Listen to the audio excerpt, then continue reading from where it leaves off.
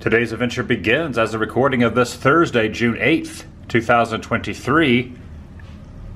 There is some activity going down over at the Waterworld stage down at Universal Studios Hollywood. It is in the kind of late afternoon.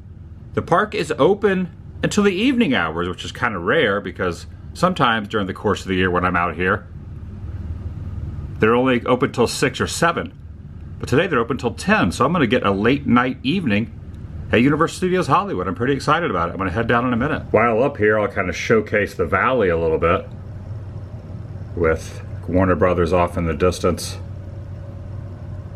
Griffith Park, where I hiked the other day, that direction. And I should be able to get a pretty good view of the seaplane crash. Should have a flare go off right about here. Oh, there's one, and then another one the other way. Off the other way. Yep, my seaplane. Okay, look for the seaplane. Get ready. Should be coming over that wall right there. Here it goes. Right about now. There it is. Yes.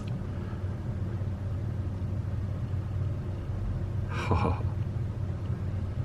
Awesome. I apologize for the pixelation and how zoomed in this is, but take a look here. He's on fire. Here goes the fire dive. Look at that. Fire dive stunt. Into the water. Whole place lights up. This is the way to kick off a vlog. It's just the start. What a view from here.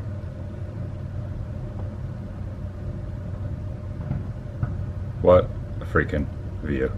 Welcome everyone, Adam the Woo here. It is about 3:50, 3:45, almost 4. Opted not to bring my sunglasses because soon the sun will be setting. But now I'm thinking maybe I should have brought them at least for a couple hours. Nonetheless, I'm inviting you to join me as I go for a little nighttime festivities, a rare occasion. Summer hours, if you will, even though I think summers is another week or so away. Late spring, early summer hours. Universal Studios Hollywood, and the Tram tour at night. I have not done the Tram tour at night, maybe ever, with the exception of HHN. Should be interesting. I'm inviting you to join me. But remember, do not feed the fish. But I guess you probably could feed the turtles. Doesn't say anything about the turtles. Shall you? Universal City, the walkway over. Also, I forgot to point this out, but I am wearing quite an appropriate t-shirt. The Ride the Movie era. Universal Studios Hollywood. Hello, E.T. One thing about getting here a little bit later in the afternoon, you don't have the mad rush on the way in. There's plenty of views of the globe from this direction. Take a look at this and the red carpet. Now, the wait times are pretty busy in there. They're definitely having some busy times this week, but yeah, look at this. There's a clear view here of the globe and the archway. Nice. And just like that, heading into Waterworld. And meeting up, hang out with a friend today. Daphne from the Daphne Show is also here. And we're about to get preset, you said, for Waterworld? Preset for Waterworld. Oh my gosh, we get like VIP Waterworld treatment. All right. That water has a tendency to travel this way. Bucket of motivation. I'm so sorry about that.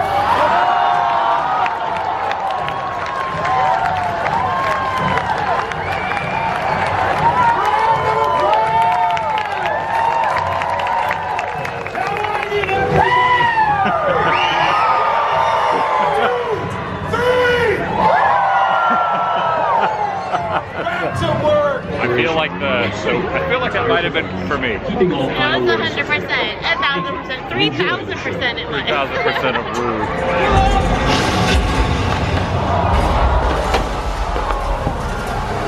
And there's a different view.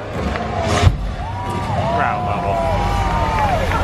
Getting a pretty good overlook down here. You can even see Hill Valley. You can see the courthouse square down there. Kind of that direction. Right about there is the clock tower where the lightning struck, with the new sound stages behind it, which is kind of weird. Now above the Mummy attraction, it used to be the E.T. attraction, which is on my shirt here. So you got E.T. right here. But back in the day, up until like a year ago, before they repainted the top of the roof, you could see where it still said ET for like one of the anniversaries of like a DVD or a VHS release, but now it's been repainted. You know, when I was waiting for this ride to open, with Jurassic World to reopen with the new animatronics a few years ago, so living in Hollywood, I remember I was down here, me and Mondo from Five Fires were like right here, and there was an earthquake. There was an earthquake. I was working upstairs. Right here. Yeah, you were working upstairs at Potter, and there was a, yeah, so Mondo and I were like right here next to these rocks, and yeah, it was quite the, I was like, it felt like I was like here, and I could almost feel this like leaning forward. I was like, whoa, that doesn't feel right. I was working that day, and I was upstairs at Wonkart. That was scary. Did you feel it? Yeah, the whole, like, all of our wands at Wonkart upstairs, like in front of the castle, they all rolled down the thing, like the display case, they all like rolled down. Oh, man. So it doesn't look like we're gonna be doing a night ride on Jurassic. That'd be kind of fun to have a splashdown after dark, but it doesn't look like it's gonna be happening. Look how green the water is.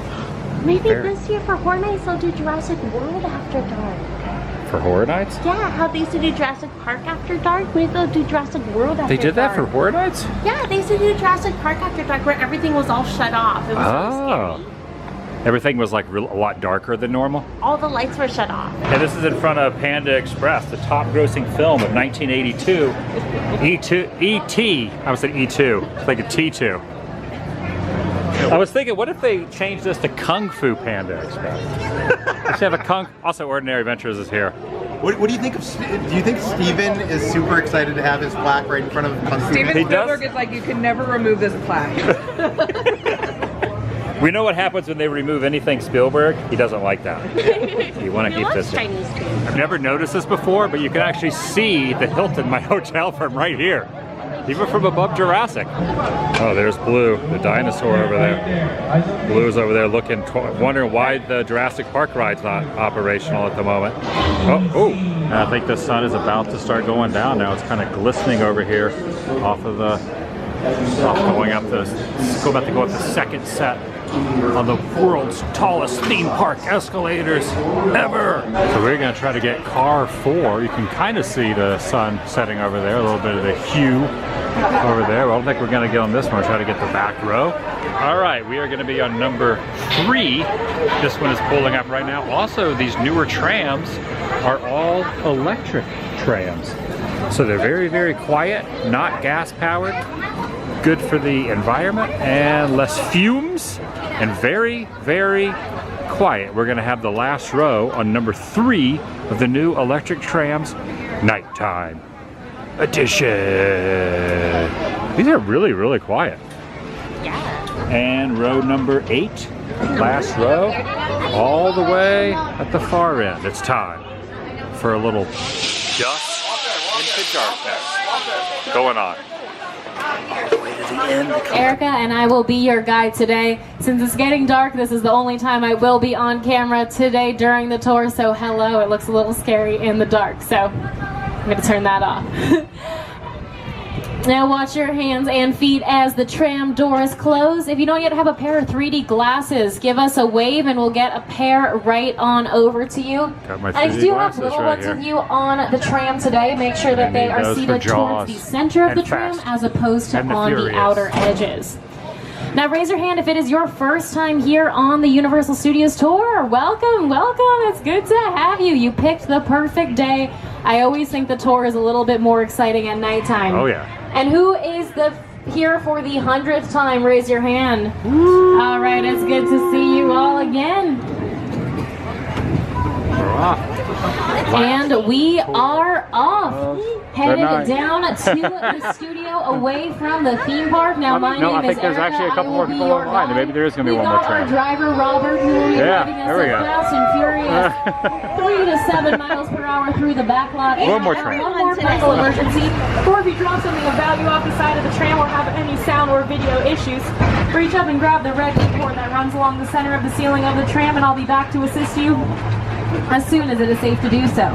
Otherwise, during the entire tour, please stay seated and keep your arms and legs inside the vehicle at all times. Remember to use that red cord above your head if you need any assistance. The studio the is sunset private over property. there. And if at any time during the tour you drop your phone or just can't wait to use the restroom, pull that cord and remain seated. Please no smoking of any kind during the use selfie sticks while on board. Thank you so much. And now we are headed down our timeline, starting back in 1914 with Damon and Pythias, Universal Pictures' first film. Take a look on either side of the tram and keep your eyes out for your favorite movies. Now these are just a handful of the films made by Universal Studios. And My Little Chicken. One of my personal favorites, I'm a big fan of westerns, is High Plains Drifter, 1973, starring Clint Eastwood. Now Clint Eastwood, before he was one of the most famous gunslingers here in Hollywood, he actually started as a contract player here at Universal Studios. He was bringing in a whopping $50 per week doing that. I hear he's doing a whole lot better now though, so I wouldn't feel too bad. Now that poster on the right, E.T., that's a real photograph of the moon. That is not CGI, computer-generated imagery. Steven Spielberg actually hired a team of astronauts to scope out different locations and track the moon phases to get that perfect shot for the poster. Now that on the right, Fire Station 51, that is a real working fire station. That is not a movie set. Now Carl Laemmle, when he opened the doors to Universal Studios, he dreamed of building a city designed for movie making, and that's exactly what we are. We've got our very own fire station, our own sheriff's office, our own zip code, and as any proper city should have, our very own Starbucks here on the lot. The only thing that we don't have are residents, because this is a city from the cast of Bel Air themselves. Hello. It's Apollo 13. And also on the left, you'll see NBC Post. Now, this is not a post office. This is actually, even though we do have a post office here on the back lot, this is actually post as in post-production, which is everything that happens after you wrap on a set. So editing the film, adding in visual and special effects, or CGI, computer-generated imagery, or adding the score or soundtrack to the movie. That all happens right there in that building. Pieces are built before they are wheeled on over to one of our front lot sound stages or to our back lot. And also on the left, we've got our base camp. That's where cast and crew can grab a coffee or a snack between takes. And get those cameras out, folks. We've got our first celebrity sighting of the tour. That is Ted. He is on the lot today, toasting us with the dirtiest martini I've ever seen. He's celebrating his newest show, Ted, coming to Peacock very soon. Executive produced. And a lot of the biggest names in Hollywood do that right here in these buildings. This first one on the left, that is Dwayne "The Rock" Johnson's office, 7 Bucks Productions. They did Jungle Book, Jumanji, and the show Young Rock. Now, back in the day, before these were turned into office spaces, these were actually dressing rooms to some of the biggest stars in Hollywood, like Gregory Peck, Jimmy Stewart, Lucille Ball. But now they are office spaces. Now, coming up on the left, you'll see a familiar silhouette on Bungalow 5195. That was Alfred Hitchcock's office when he worked here on the Universal backlot. Now, that office space was actually offered to Spielberg when he came to work at Universal, but he politely declined, saying that it was better suited to be a museum or a shrine. Okay. Now, he became it looks so as if we're going to be going back to Courthouse Square, the Hill Valley. Towards the beginning of so the this film, area because he over didn't here, want which I think was audiences used in a couple looking movies, for him a for the fire entire burned movie. it down back in the day. But now I want to formally welcome you all to our backlot sets. Now, our front lots have our sound stages and our office spaces, but the back lot, this is really where the lot comes to light. Welcome to our metropolitan sets. Now, many times when you see New York on television or in a movie, it's not actually shot in New York. It's shot right here in Studio City on the Metro set backlots. And I know my co-host Jimmy feels right at home here. It really has been a couple years since I've been back to That's because these sets are Courthouse Square, Hill Valley. Canvases for whatever the production needs that day. And so all of that would be brought in by our props department. And then all of the foliage and street signs would be brought in by our props department and our greens department to really customize the looks of the Metro sets. If they didn't do that, you would see a lot of the same stores and windows in every single television show and every single movie. So we really want to customize it for the needs of the production. Now, these sets are extremely versatile. They don't just play New York City. This is also where they host the reality competition show, American Ninja Warrior. They just shot the most recent season here on the Metro sets earlier this year, and they only shoot at night. They set up the obstacle course going down this street, and those high-flying athletes will fly down these streets in the middle of the night, but they only start shooting after the sun sets because They want all of the competitors to have the same conditions. They don't want one person going in the middle of the day when it's much hotter and one person getting to go later in the day when it's cooler, so they want to keep things fair. Now here on the Metro sets too, we can do something called day to night filming, and so if you need to shoot a night scene but cast and crew is only available during the day, we can actually change the time of day that it is here on the Metro sets by covering these buildings with a giant tarp. Just another way that we can manipulate these sets and create a little bit of movie magic. As you can go inside and then you can look through the window, but some of them aren't. Some of them don't have 4 walls and a ceiling, and those are what we call facades, which is French for false front. So those buildings might have a front, maybe a side, but you can't really go inside of them. And so any interior scenes when a character enters the building, those would be shot over on the front lot in one of the sound stages. But now we are headed out of the concrete jungle and headed to the real jungle. More specifically, we're headed up to Skull Island. Let's hear from Peter Jackson as we make sure to remain seated and hold on tight to those magic wands and giant donuts. It's going to be a bit of a bumpy ride.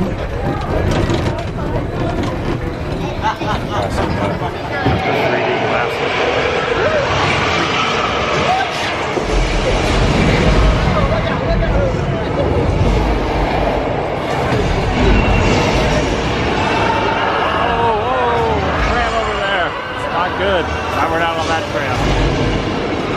Look, this old collapsible bridge. The tram used to go across there, but now it's not. Now they have the train that Hitchcock just stood in front of in those old commercials. Now we talked a little bit earlier about how Alfred Hitchcock always liked to make cameos in his films. Peter Jackson and the Weta Effects team also enjoy making a cameo in their films. The studio tour tram that gets pulled onto the screen on Skull Island. It's actually Peter Jackson's family and the Weta Effects team aboard that studio tour tram in their own cameo on Skull Island. Now, when that studio tour tram gets pulled onto or all the way back to the Stone Age, right here we've got Fred Flintstone and Barney Rubble's cars parked right over there to the left. They can even take us to the Wizarding World of Harry Potter. That is one of the 17.5 Ford Anglias used in Harry Potter and the Chamber of Secrets. The half was so that the camera crew could get right up close to Ron and Harry for their close-up shots. Now I want you to take a look to your left. We've got our first picture boat. That is the Crawdaddy from Jordan Peele's Us. And when you see this tank from the Transformers, take an extra close look at that tank. It is not made out of metal, it's actually made out of plywood. And that barrel, that's just a PVC pipe. Yes, the exact same PVC pipe that you could buy at Home Depot. A little bit of movie magic for you right there. Much easier to bring that PVC pipe and a bunch of plywood to and from set every day than actually carrying multiple tons of metal by using a real tank. Also much easier to blow that one up. Now also on the right, take a look, you'll see another famous picture car. That is one of the Jeeps from Jurassic World welcoming us to Jurassic Park here at Universal Studios. Jurassic Park is one of our most well-known films internationally. Jurassic World, starring Chris Pratt, is our highest grossing film to date. Now we like to keep some dinosaurs in cages for you all to see on the studio tour for this very reason. Now these cages, just like that tank from the Transformers, are also made out of plywood. And on second thought, they probably should have made them out of metal because it looks like the dinosaurs have escaped. Don't worry, they're friendly, they just want to say hi, but they have gotten out again. Well, we wouldn't have Jurassic Park if it wasn't for the dinosaurs, but we also wouldn't have Jurassic Park if it wasn't for the weather. If it wasn't for the hurricane that trapped the Jurassic Park gang on the island in the first movie, we wouldn't have any of this. But it can be pretty hard to get weather to hit its mark here in sunny Southern California. So as we turn the corner and roll into our old Mexico sets, I'm going to show you just how we make it rain here in Hollywood. Because our favorite films wouldn't be the same without a little rain. Allie and Noah's Kiss in The Notebook, The End of Shawshank Redemption, our Hollywood classic. So take a look around at our old Mexico sets. These are very versatile. These were used in Big Fat Liar, Nacho Libre starring Jack Black. Also Planet Vashti from the Paramount Plus show Picard, all filmed right here in old Mexico. Now that thunder you hear, that's coming from speakers that are hidden among the trees and the Give a bushes. strobe light That warning. lightning you see, those are strobe lights on top of these buildings here in Old Mexico. And that rain, that's coming from a sprinkler system, shooting water up into the air and falling back down to earth. But no need to get those ponchos This looks out far really too, cool at night. Just a light little drizzle. Now these raindrops are about 2 times larger than normal raindrops would be out in the world. That's to make sure that they do show up on camera. If this was a hot set, if the cameras were rolling, we probably wouldn't hear that thunder. That would be added in post-production because we wouldn't want that to interfere with the actor's line delivery. But we have it here on the studio tour today for the full effect of this stormy night. And I spoke too soon. Put those ponchos on, part 2, because we have a flash flood coming in and you are in the splash zone.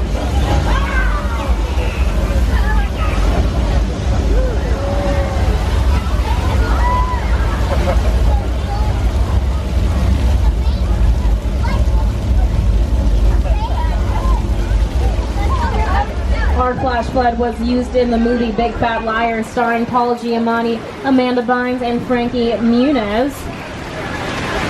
As you'll see up on your screen in just a moment. You can't outrun the wolf, And kid. in the making of Big Fat Liar, that right there, folks, that is his stunt double. But Lady Gaga, she used our flash flood in her music video Judas, and she did all of her own stunts, and she did them in heels. And now we're passing down Denver Street. This is some of our Western sets here on the Universal Backlot. Many iconic productions have filmed here, some classics like The Virginian and Winchester 73. Now we wouldn't have Westerns if it wasn't for some good stunts, so take a look up at your screen. And many of our most iconic monsters of all time, think Frankenstein, Dracula, the Wolfman, the Mummy, the Invisible Man, they were all born right here in Little Europe. On your right, as we round this corner, this is where all of those iconic monster movies were shot. And it definitely has Such a kind of an great area. ominous feel at nighttime. This was also the setting of The Good Place, starring Kristen Bell. Check it out on your screen. Your screen, that yogurt shop. We're about to pass that set piece on your left in just a moment. The props department came in and added those chairs, tables, and umbrellas. Greens department came in and added those flowers. But as you'll see over on the left, folks, that building structure looks pretty much the same as it did in the show. Now these sets are very versatile. They don't just play Europe. This is Egypt from The Mummy. This is also the fictional country of Genovia from The Princess Diaries and Princess Diaries 2, starring Anne Hathaway and Julie Andrews. One of my personal favorites. And this courtyard over on the right, this is our Court of Miracles. This was transformed into 15th century France for the Hunchback of Notre Dame, starring Lon Chaney, which is celebrating its 100th So good. anniversary this year. And get those cameras out. It looks like we have another celebrity here in Little Europe. It's kind of late for the Invisible Man to be out and walking around the back lot. You don't see him? That's They so got me. weird because I definitely do. He's right there. The Invisible Man. Now, monsters are thought we were so gonna have important to someone us here at Universal. Let's hear what some of our iconic directors have to say about the importance of the monster. Now, the monster movies, Frankenstein and Dracula, the originals, both came out in 1931 during the height of the On a Great side Depression, note, but this is both the pulled first over $1 tour I've million gone on at the box that office. I've never gone Now, if through we the have anyone on board earthquake from Kansas, section. you would have not been able to see Frankenstein in theaters. It was banned in the state for being too terrifying. Now, I do want to let you all know that we're approximately at the halfway mark of our tour. And so please do remain seated during the entire tour. The studio is private property, and if you drop your phone or just can't wait to use the restroom, pull that red cord to get my attention. But do remain seated, and I'll be back to assist you as soon as it is safe to do so. And now we are rounding the... Alright, we have an E-cord pull. Would you please pull the cord again if this is a medical emergency? Would you pull the cord again if this is bathroom? All right, we will call and get someone headed over in just a moment, and then we will be on our way, and we'll get you I've never had the tram stop. Someone's got to use the facilities. All right, and on So I your should mention, right, you'll see this right over big here is where the barn old train that used to says be, right feed here. and board on it. Now, that's not a barn for animals. That's actually where our NBC News team stores their equipment when they are not on location. Now, as we take a look, and we're parked here in our Western set area, let's take a look at some iconic Western films that were shot here at Universal. Now, our Universal Western sets, more movies have been shot right here than anywhere else in the entire world. Yes, because back in the day, there were 6 distinct streets that went off our main Western street called 6 Points, and each street was complete with its very own bank, its very own sheriff's office, and of course its very own saloon. And so back in the day of silent film, they could actually film not 1, not 2, but 6 Westerns all at the same time over there in 6 Points, Texas. And so anytime you had to run a bad guy out of town, he just had to turn the corner and he was in the next town. Sound, it didn't matter if people were yelling on set, and it really kind of jazzed up the performers as well. Now, we can't do that anymore really on the Western sets because movies have sound now, but we still do have live studio audiences here at Universal Studios. For example, The Voice is filmed right over there on Soundstage 30, has a live studio audience for every single episode. So take a look up on your screen, you'll see some of our famous Western stars on our Western sets.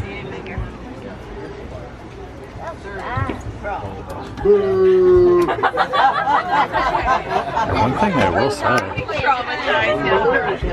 think the guide on this tram is like the best tram guide. Alright, but now we are taking a plane ride across the country. We're headed out of the Old West and all the way over to New England. More specifically to Amity Island. The quiet little New England town, which was the setting for Steven Spielberg's 1975 blockbuster. If you got to use the restroom, just pull the cord. It's a quaint little They will town, take you in a truck. but I hear they do have a little bit of a shark. Good, it looks like they've already caught the shark tonight, so just enjoy the peace and quiet, put your feet up, enjoy the beauty of Amity Island at nighttime. Man, I love this at night. This trip. This is like twice as good at night as during the day, to be honest. Oh goodness, there's a shark over there in the water over here at Cabot Cove. There is another shark in the water. Oh good though, our diver the George, lights he and is in there everything. and he is on it, so we have nothing to fear, folks. He sure has guts to be out there in these shark-infested waters tonight. Oh no, and there they are, poor George.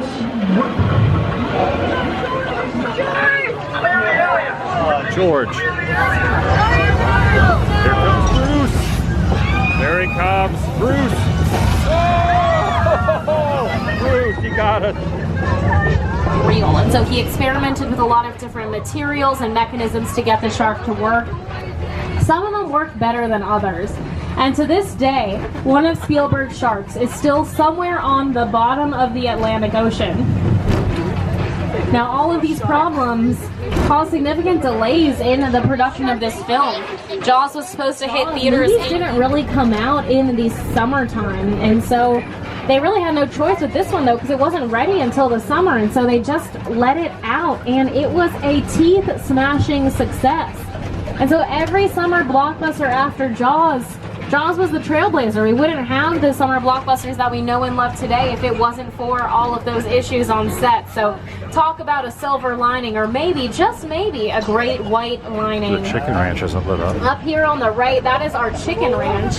That is a practical set, meaning that you can film both on the inside and the outside. It was built inside our Soundstage 12 for the 1982 musical comedy, The Best Little Whorehouse in Texas, starring Dolly Parton.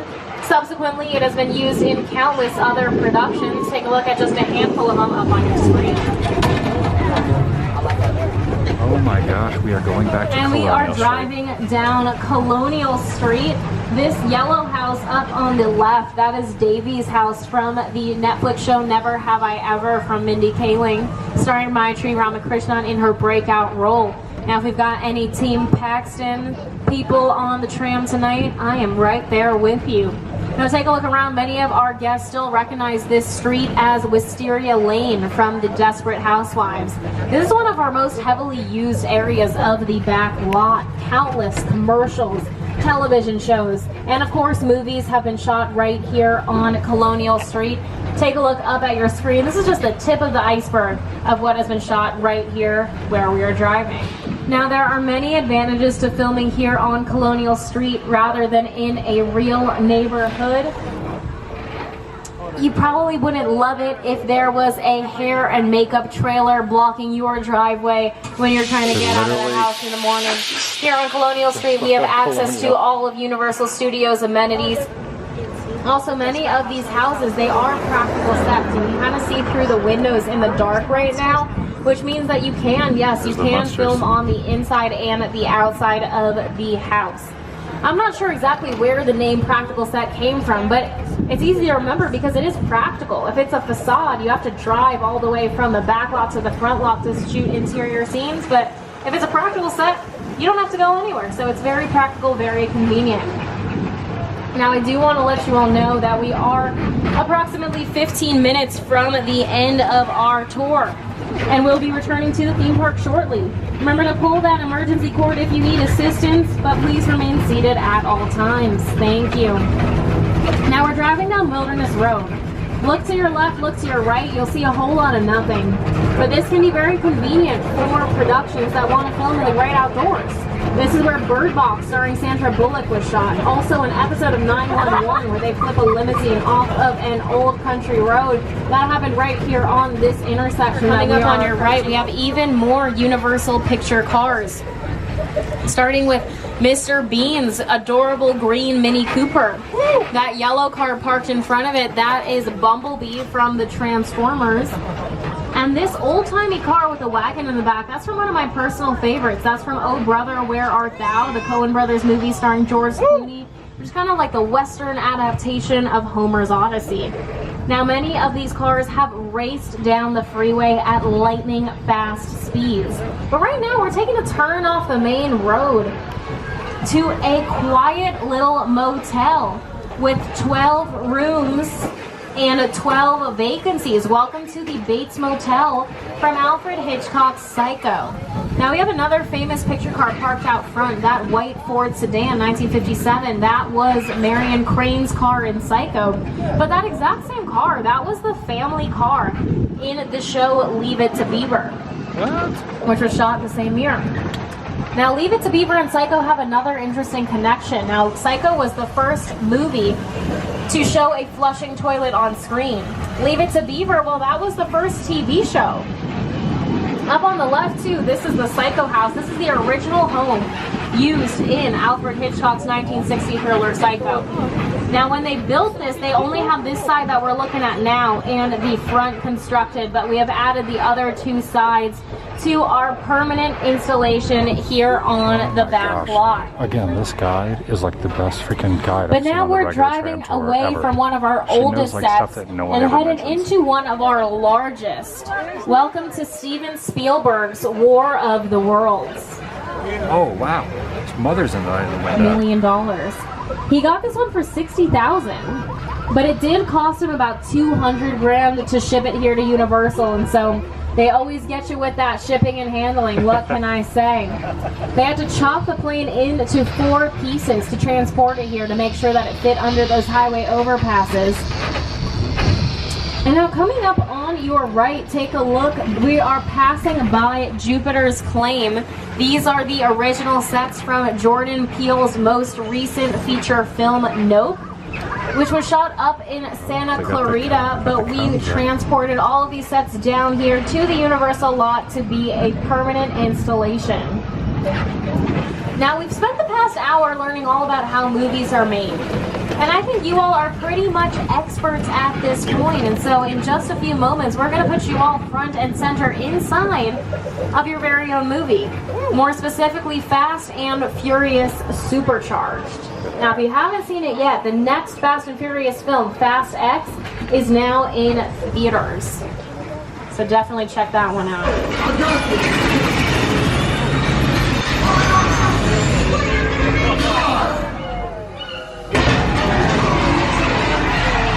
back to the theme park.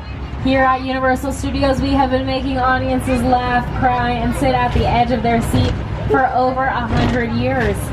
And there are thousands of people here in Hollywood who work day and night to bring our favorite stories and again and again. And make sure you have the Universal Studios Hollywood app downloaded on your phone to get wait times for rides and additional details on how you can visit Super Nintendo World. And if you'd like to purchase or view any of the films that we saw on the tour today, visit www.uphe.com or visit any of our retail stores here at Universal Studios. Once again, thank you so much for joining us here on the evening tour on the world famous Universal Studios Hollywood tour. And as we say in Hollywood, that is a wrap, folks. Come again soon. All right, over at the Overlook now, and looking into Super Nintendo World. Off in the distance, there's a little go-kart going by, not go-kart, but a golf cart going by down there, the valley all illuminated. And I think gonna call it an eve. That was a really good tram tour. I've done a lot of tram tours in my day at Universal. Probably been on the tram tour 100 times. That was probably one of my all-time favorite regular, not a VIP, just a regular guest experience tram tour. Yeah, that was really good. It was awesome. We got to see so much. Granted, there was no filming going on back there, so we went back to Colonial, went to Hill Valley, Courthouse Square, the city streets and all that, so that had a lot to do with it as well. Yeah. But the guide was great. Yeah, Erica was amazing. She was so good. She was a really good guide. A lot of little facts and figures that a lot of the other guides say, but she added in kind of her own things. Even a couple times I was like, I never even knew that. So that was cool. Because I've done it so many times, sometimes you just get too used to the same spiel, just to change it up quite a bit. Yeah. Weather was great, and it was cool seeing some of the sets under the shroud of nightfall. Yeah. And the ambiance was definitely a lot more thick. I would highly recommend when the tram runs that late to do the late night tram tour. Yeah. Highly recommend it. It does, yeah. So like it closed, it said last train was at 8:15 and we got in right before 8. So Yep. it seemed to work out perfect. Yeah, it was nice and dark by the end. Pretty awesome. Yeah. All right, that's gonna do it for today. Check out the Daphne show. She's also gonna film, she also filmed a video she'll have on her channel. And I'll see you in the next video. The vlog It's over.